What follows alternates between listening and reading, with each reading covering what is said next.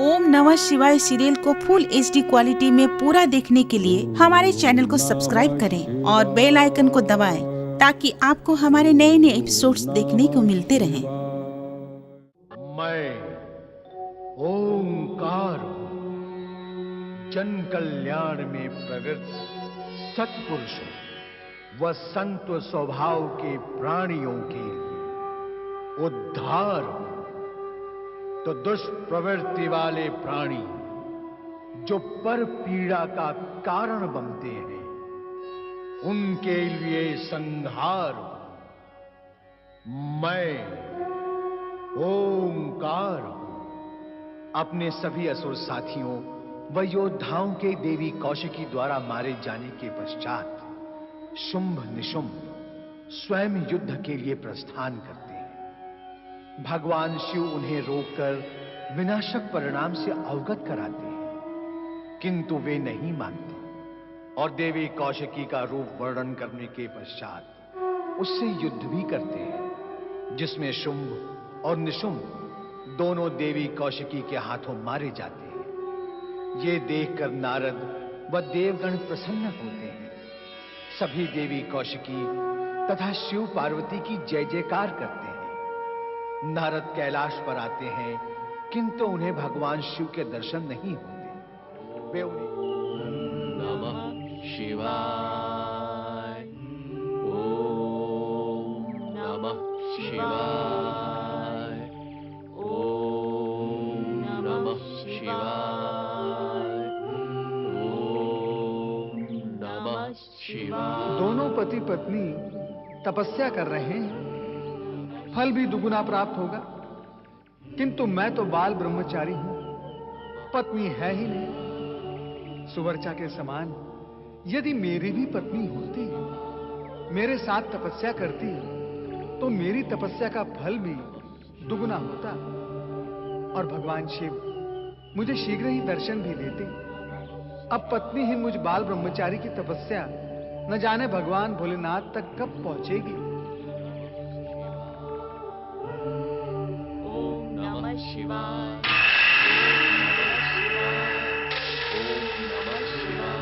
महर्षि दधीचि एवं देवी सुवर्चा, आंखें खोलो। आंखें खोलो ऋषिवर, आंखें खोलो। भगवान भोलेनाथ, माता पार्वती, जय भोलेनाथ, जय माता पार्वती, जय भोलेनाथ। उठो ऋषिवर, जय माता पार्वती।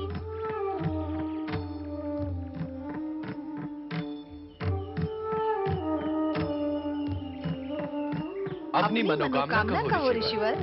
हे त्रिकालदर्शी, सर्वव्यापक, सर्वज्ञ, आप मेरे मन और मनोकामना दोनों से परिचित हैं। आपके मंगल दर्शन प्राप्त होने के पश्चात अब कौन सी कामना शेष रह जाती है देवेश्वर? अब तो केवल यही कामना है कि जन्म जन्मांतर तक आपकी आराधना करता रहूं प्रभु। ऋषिवर, आप अपनी पत्नी सहित हम जैसा पुत्र प्राप्त करने के लिए बहुत समय से आराधना कर रहे हैं। हम आपकी मनोकामना पूर्ण करते हुए वरदान देते हैं कि आपको पिपलाद नामक रुद्र अवतारी पुत्र प्राप्त होगा, जिसके दर्शन मात्र से शनि ग्रह की सारी बाधाओं का अंत होगा। आपके दर्शन और वरदान पाकर हम धन्य हुए देवाधिदेव। और महर्षि दधीचि, आपने जन्म जन्मांतर तक हमारी आराधना करते रहने का निश्चय व्यक्त किया है और अपने तन को तप से तपाया है। इसलिए हम आपकी अस्थियों को वज्र के समान अटूट बन जाने का भी वरदान देते हैं। आपके वरदानों से हमारा जीवन सफल हो गया प्रभु, हम धन्य हो गए। भोलेनाथ, माता पार्वती, आपका एक और भक्त आपके दर्शन प्राप्ति के लिए तपस्या कर रहा है। कृपया आप उसे भी आशीर्वाद दें, कृपया दृष्टि डालें उस पर। नारद, हम यहां दर्शन देने नहीं, वरदान देने आए हैं। इसलिए हम तुम्हें भी बिन मांगे ही कामना पूर्ति का वरदान देते हैं। नारद, अब से कुछ ही समय पूर्व तुमने मन ही मन ये कामना की थी कि यदि तुम्हारी भी पत्नी होती और तुम्हारे साथ तपस्या करती तो तुम्हारी तपस्या का ताप भी द्विगुना हो जाता। तो क्या हुआ भोलेनाथ? हुआ नहीं, होगा। क्या? हम तुम्हें वरदान देते हैं कि तुम्हें शीघ्र ही एक निष्ठावान धर्म पत्नी प्राप्त होगी। मैं बाल ब्रह्मचारी हूँ प्रभु, मुझे नहीं चाहिए आपका विचित्र और विनाशकारी वरदान। आप हंस रही हैं? भोलेनाथ, आप अपना ये वरदान वापस ले लें। देख रहे हैं ना आप, मेरी जग हंसाई आरंभ हो चुकी है। एक बार दिया हुआ वरदान वापस नहीं लिया जाता नारद। अब तो तुम्हें गृहस्थ जीवन का आनंद भोगना ही होगा। तुम्हारा कल्याण हो। और हाँ नारद, अगली बार कैलाश पर अकेले नहीं आना। आओ तो अपनी धर्मपत्नी को साथ लेकर ही आना। नारायण नारायण के द्विगुणे उच्चारण से कैलाश भी गूंज उठेगा। आप भी माता, माता आप भी।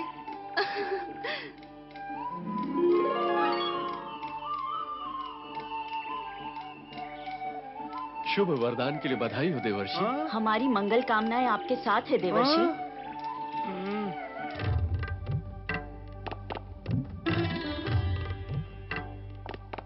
स्वामी, आपने बाल ब्रह्मचारी नारद को गृहस्थ जीवन का विचित्र वरदान क्यों दे दिया? वरदान हमने दिया नहीं देवी, उन्होंने लिया है। अर्थात? नारद के मन में बैठे विचार एवं विकार से कामना उत्पन्न हुई और कामना से वरदान। ब्रह्मा जी की भी यही इच्छा थी कि अपने बाल ब्रह्मचारी होने पर अभिमान करने वाले नारद को एक बार गृहस्थ धर्म का अनुभव होना ही चाहिए। ऐं ह्रीं क्लीं चामुण्डायै जय स्वाहा। ऐं ह्रीं क्लीं चामुण्डायै जय स्वाहा। ऐं ह्रीं क्लीं चामुण्डायै जय स्वाहा। ऐं ह्रीं क्लीं चामुण्डायै। त्वष्टा ऋषि के शक्ति यज्ञ से एक नया घटना चक्र आरंभ होगा। त्वष्टा ऋषि के यज्ञ का प्रतिदान तो तुम्हें उसे देना ही था। ऐं ह्रीं क्लीं चामुण्डायै विद्ये या चाम्बा मधुकैटभ प्रमथनी या नमाहिषोन्मूलिनी या धूम्रेक्षण चण्डमुण्डमथिनी या रक्तबीजाशिनी शक्तिः शुम्भ निशुम्भ दैत्य दलिनी या सिद्ध लक्ष्मीः परा या देवी नवकोटि शक्ति सहिता मां पातु विश्वेश्वरी। मेरे परम भक्त ऋषि त्वष्टा, माता, माता शक्ति, जगत जननी माता शक्ति की जय। मैं तुम्हारी शक्ति उपासना से प्रसन्न हुई। अपनी कामना पूर्ति का वरदान मांगो। माता, दर्शन देकर आपने मुझे कृतार्थ किया है। आपकी कृपा अपरंपार है। माता, यदि आप मुझसे प्रसन्न हैं, तो मुझे वरदान दें कि मैं इच्छित सिद्धि प्राप्त करके यज्ञ द्वारा अद्भुत चमत्कारों की सृष्टि कर सकूं। मैं जिसे चाहूं यज्ञ से उत्पन्न कर सकूं और उसे अतुल शक्ति प्रदान कर सकूं। माता, मैं तुम्हें इच्छित वरदान अवश्य दूंगी ऋषि त्वष्टा, किंतु सावधान, इसका दुरुपयोग कदापि ना करना। तथास्तु।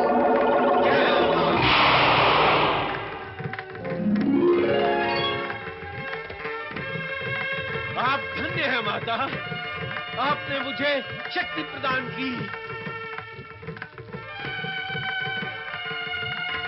अब मैं आपके वरदान के प्रताप से वो कर दिखाऊंगा जो आज तक किसी शक्ति उपासक ने नहीं किया होगा।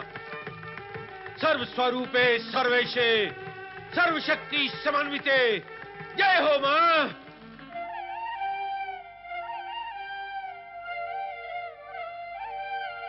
स्वामी, आप क्या मेरे मन में उठे प्रश्न को जानकर मुस्कुरा रहे हैं?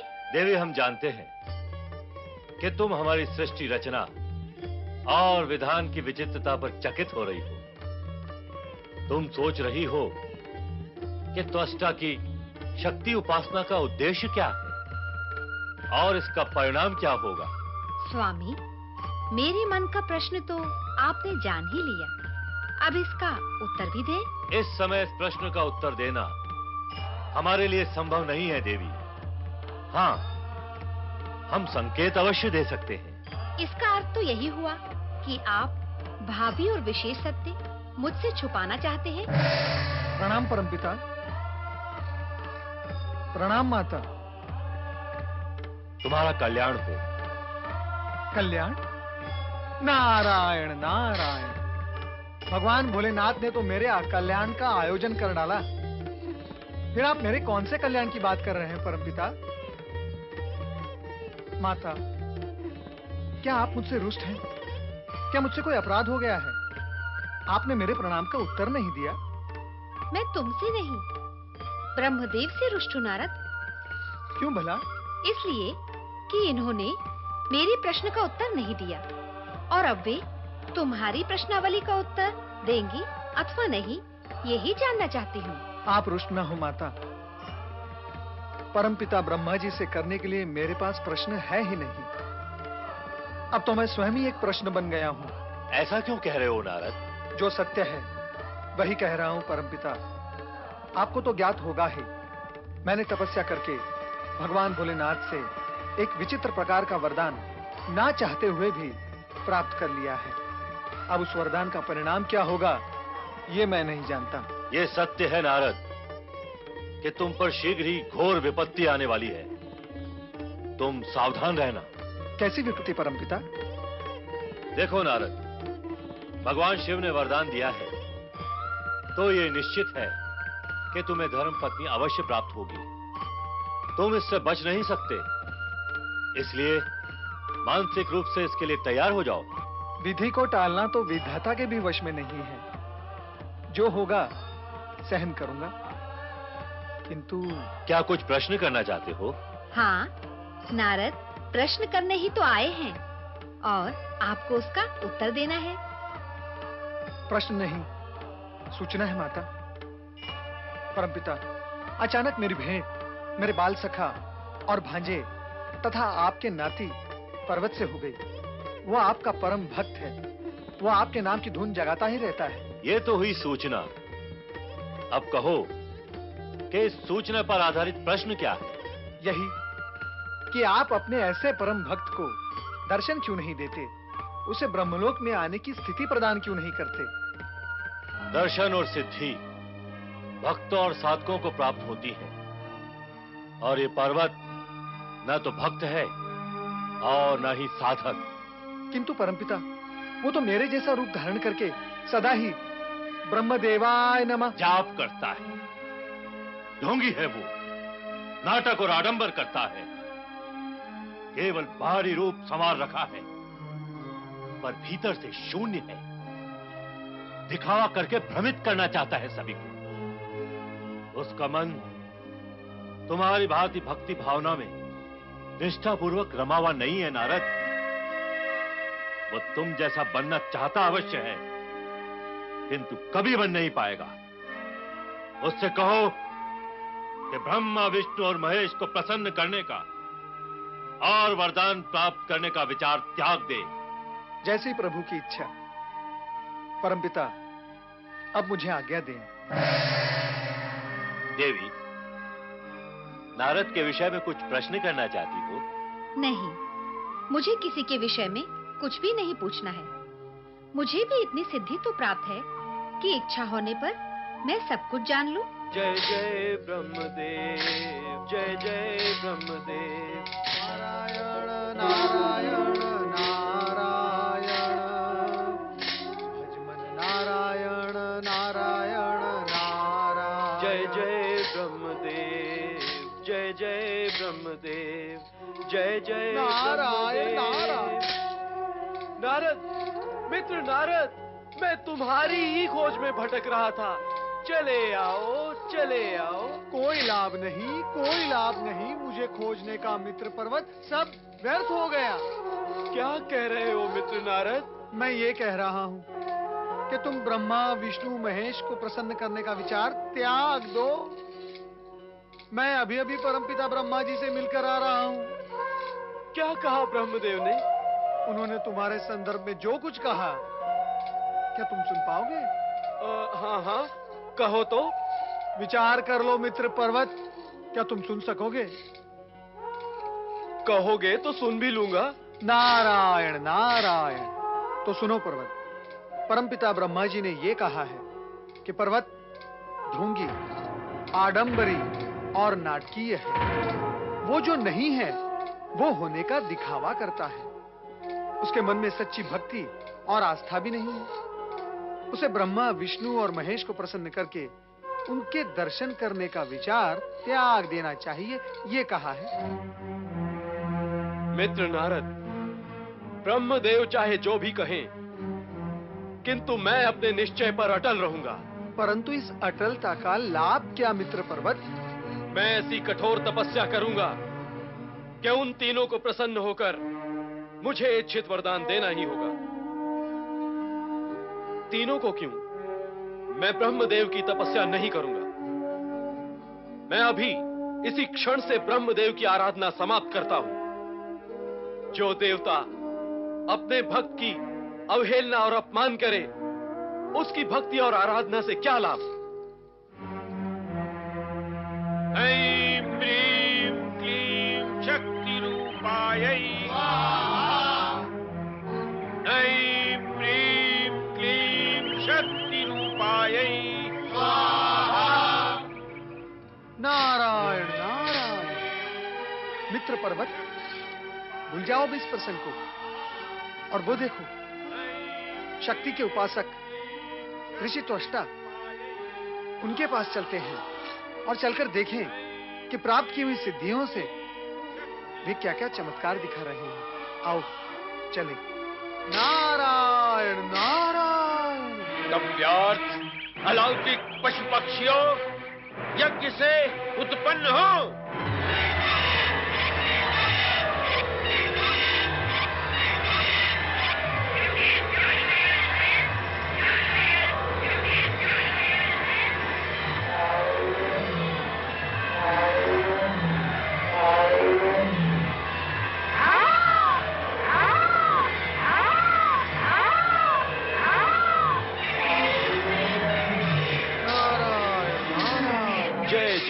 ब्रह्मदेव, नारायण नारायण। जय जय ब्रह्मदेव।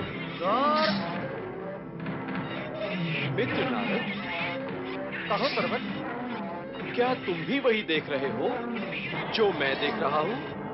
मैं भी यही प्रश्न तुमसे पूछने वाला था। मैं तो ये कब से देख रहा हूँ। मां जगदम्बे का वरदान फलित हुआ। मेरी चमत्कारी सिद्धियां सफल हुई। जय जगदम्बे मां। ओम नमः शिवाय।